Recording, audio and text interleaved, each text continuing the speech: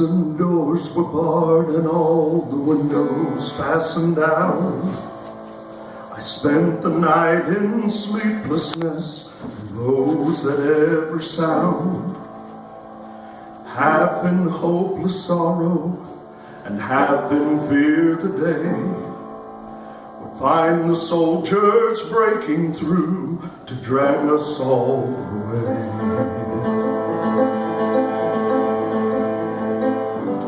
Then just before the sunrise I heard something at the wall.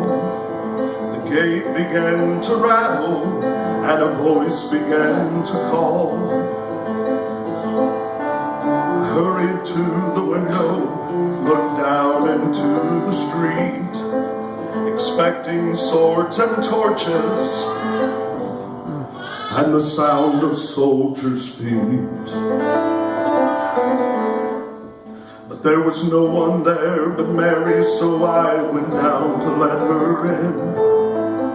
John stood there beside me as she told us where she'd been. She said they'd taken in the night and none of us knows where. The stone's been rolled away and now his body isn't there. So we both ran to the garden, then John ran on ahead. We found the stone and empty tomb, just the way that Mary said. But the winding sheet they'd wrapped him in was just an empty shell.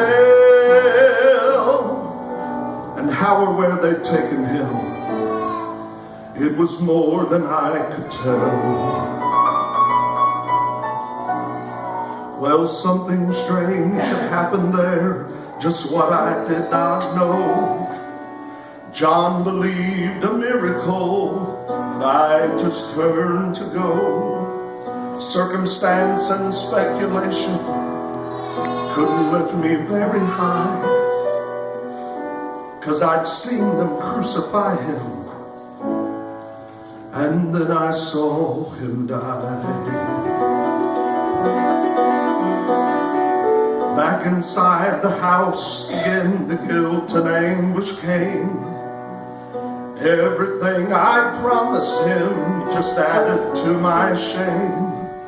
When at last it came to choices, I denied I knew his name.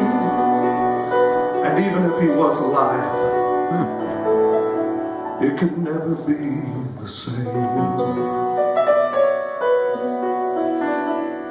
Then suddenly the air was filled with strange and sweet perfume. Light that came from everywhere drove shadows from the room. Jesus stood before me with his arms open wide. And I fell down on my knees and I just clung to him and cried. Then he raised me to my feet, and as I looked into his eyes, love was shining out from him like sunlight from the skies. Guilt and my confusion disappeared in sweet release, and every fear I'd ever had just melted into peace. He's alive. He's alive. He's alive, and I'm forgiven. Heaven's gates are open wide. He's alive. He's alive.